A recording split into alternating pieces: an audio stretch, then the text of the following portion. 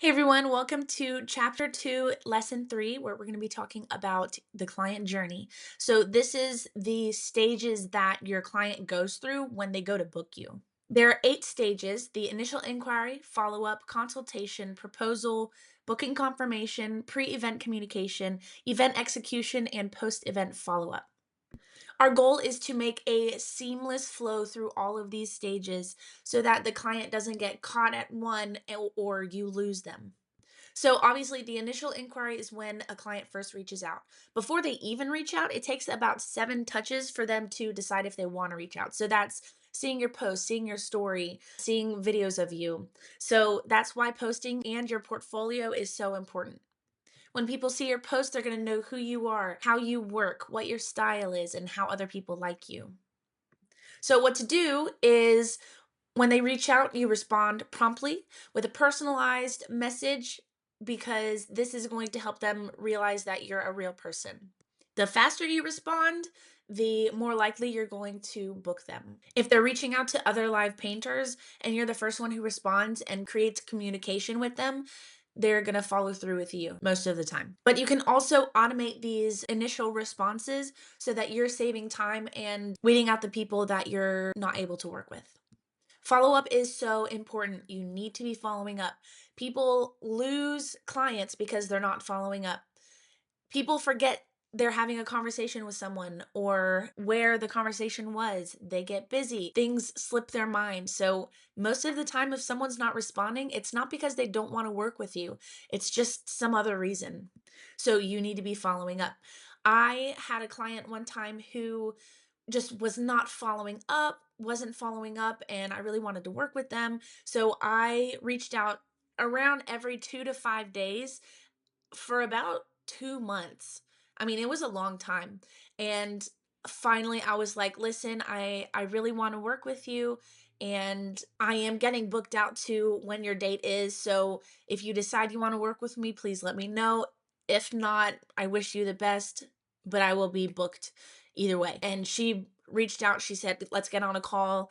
And she booked me that day and put down like over half of the deposit. So she was ready to book. She was just waiting on something.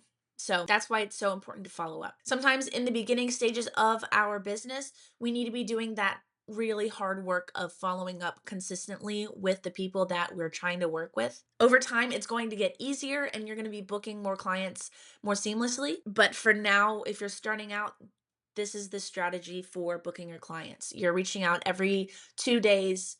Sometimes it takes a long time, but you just have to stick with it. And I have a checklist for you in your workbook for kind of ways that you can follow up that aren't sketchy or just boring. So the next two are kind of interchangeable. It's the consultation and then the proposal and quote. So typically I have some sort of communication beforehand about what they're wanting, and that sets me up for the consultation. But if you do the consultation first, you want to be discussing what their needs and preferences are. So, listening actively to the client's vision, asking questions to clarify expectations, offering expert advice and suggestions based on what you know. You need to be clear about your process and what they need to expect from you. I would say it is important to meet with calls. It makes you more real to them and allows for them to get a feel for your personality. It allows you to get all of the information you need at one time and answer any questions or concerns they have.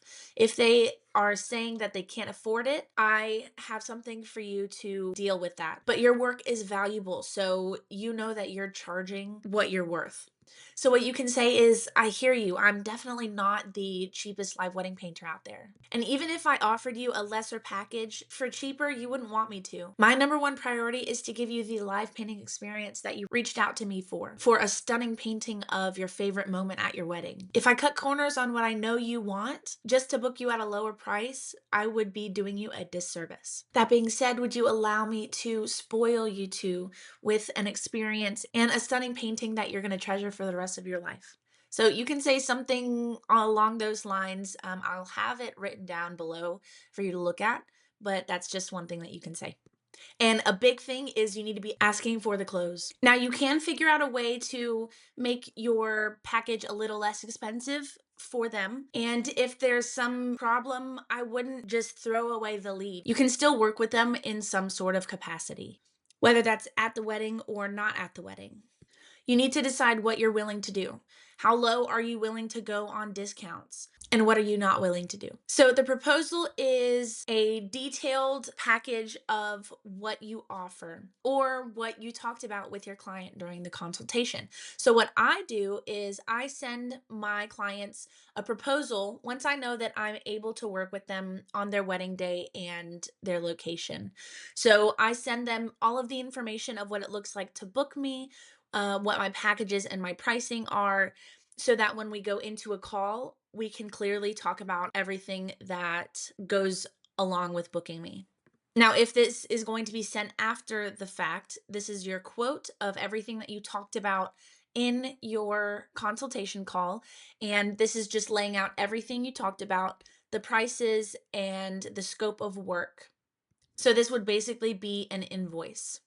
And if you didn't ask them beforehand, you can ask them now if they want to make things official. So, say that you can send them a contract for them to look over. So, sometimes you miss clients that end up ghosting you because you didn't ask for the booking. So, ask for the booking.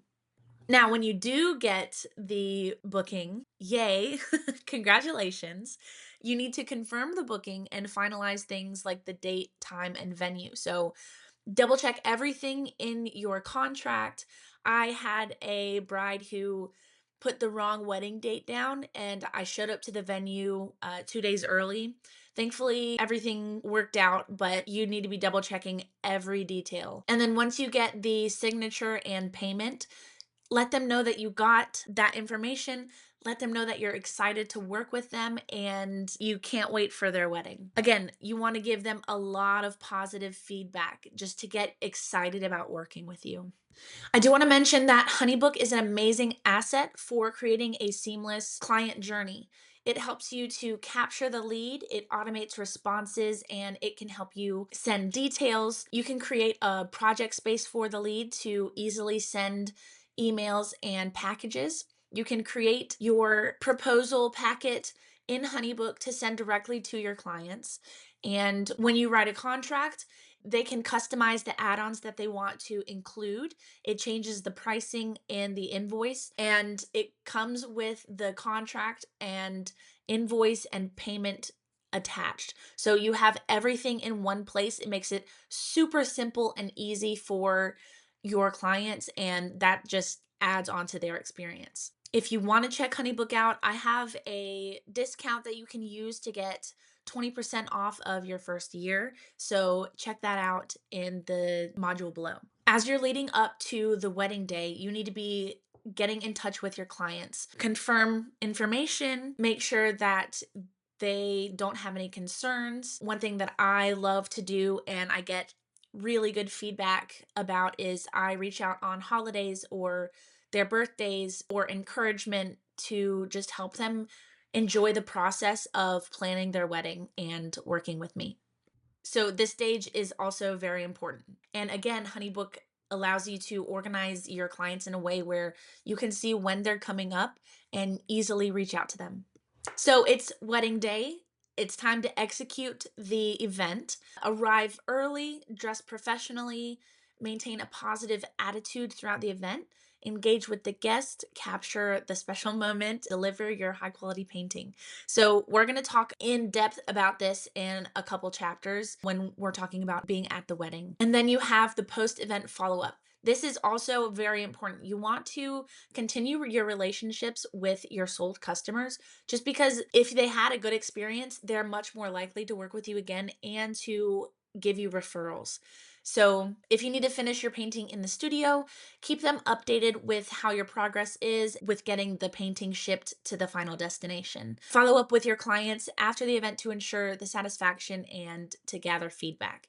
So, you can send thank yous via email or text expressing how happy you were to be working with them. Request feedback on their experience so that you can use it for improving your future services or just to share with the world how they loved you. Handwritten notes and special prints or details from their wedding is a really nice added touch.